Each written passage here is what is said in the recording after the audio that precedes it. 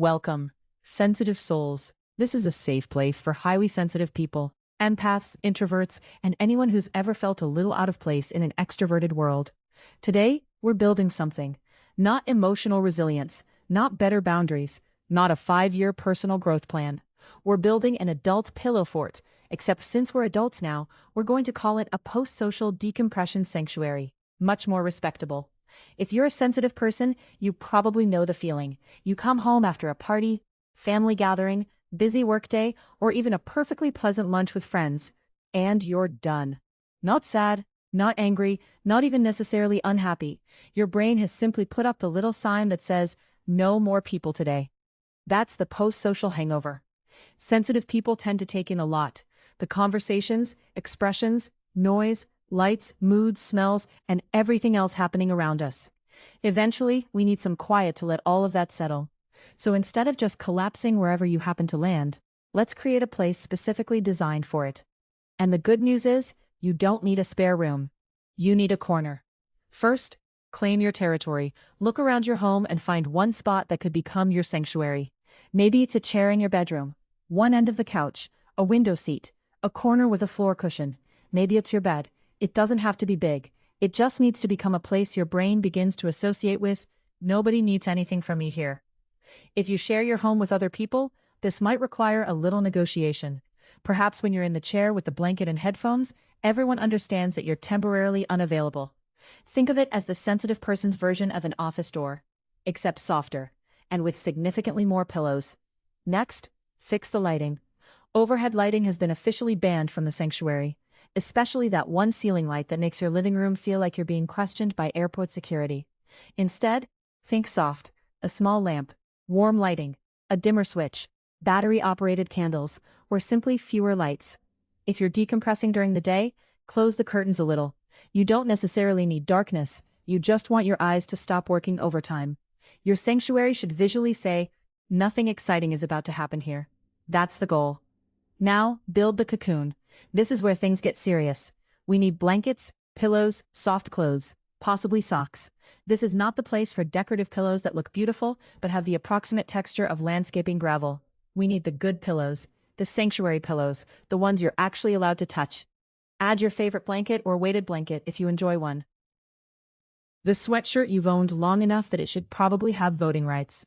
The sweatpants that surrendered their original shape sometime during the previous decade. Perfect. Jeans have had their chance. They failed. Your sanctuary has a dress code now. And the dress code is, would I answer the door wearing this? If the answer is no, you're probably getting close. Then, control the sound. Now decide what your sanctuary sounds like. For some people, that's silence. Beautiful, glorious, nobody saying anything silence. For others, complete silence makes the brain start producing its own entertainment. Usually something helpful like, "Hey, remember that embarrassing thing you said in 2014? So you might prefer a little background sound. A fan, rain, birds singing in the rainforest, soft instrumental music, ocean waves. Whatever gives your brain something gentle and predictable to rest against. Headphones or noise-canceling earbuds can also become part of your sanctuary kit, especially if you live with other people. Because unfortunately, we have not yet invented a remote control with a mute household button. Scientists, please prioritize this. Add something warm.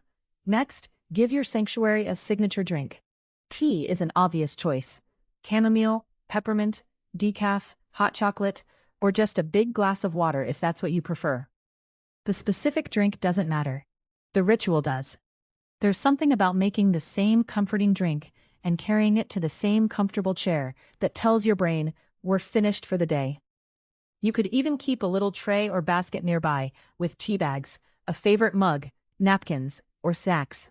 Which brings us dangerously close to never having to leave the sanctuary again, so plan accordingly. Create a low-demand activity basket. This might be my favorite part. Put together a small basket of things you enjoy that don't require much from you. A coloring book, a puzzle book, knitting, a sketchbook, a familiar novel, a deck of cards for solitaire. Maybe a simple craft.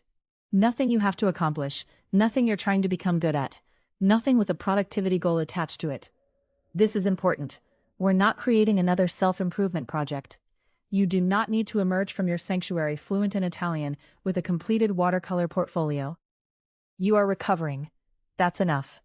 And if you prefer television, choose something familiar and comforting. The show you've already watched 6 times? Excellent. You know what happens.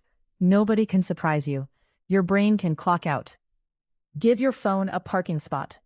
This one may hurt, but your sanctuary has no place for your phone. Put it on a charger across the room. Place it face down on the table. Or give it its own little basket. Because it's very easy to come home overstimulated, collapse into your sanctuary, and immediately begin absorbing the thoughts, arguments, vacations, dinners, political opinions, home renovations, and skincare routines of 600 strangers. You might feel that mindless doom scrolling is harmless, and it might seem like you're resting, because your body isn't moving. But your brain strongly disagrees. So give it 10 or 20 minutes without incoming information. The internet will still be there. I checked. Finally, create your sanctuary ritual. This is what turns a comfortable chair into something more useful. Create a simple sequence you repeat. Come home, change clothes, dim the lights, put the phone away, make your tea, grab the blanket, sit down. That's it. Over time, the ritual itself becomes a signal. We're home, we're safe, we're off duty, and perhaps most importantly, we don't have to talk anymore. Your sanctuary doesn't need to look like something from a magazine. It doesn't need expensive furniture, special equipment, or 17 candles arranged around a Himalayan salt lamp. It just needs to feel like you. Quiet, comfortable, familiar, and low demand.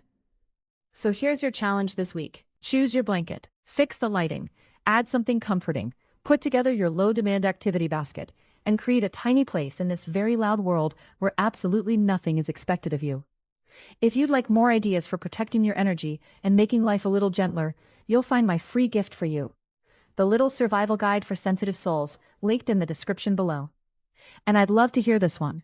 If you could put one thing in your perfect decompression sanctuary, what would it be? Tell me in the comments.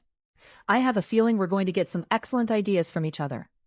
And if today's conversation helped you see yourself a little differently, I'd love for you to join us. Subscribe, and together we'll learn how to protect our peace, embrace our gifts, and discover that maybe we've never been too sensitive after all. Now go, build your fort. Sorry, your sanctuary. We're adults. See you next time, sensitive souls.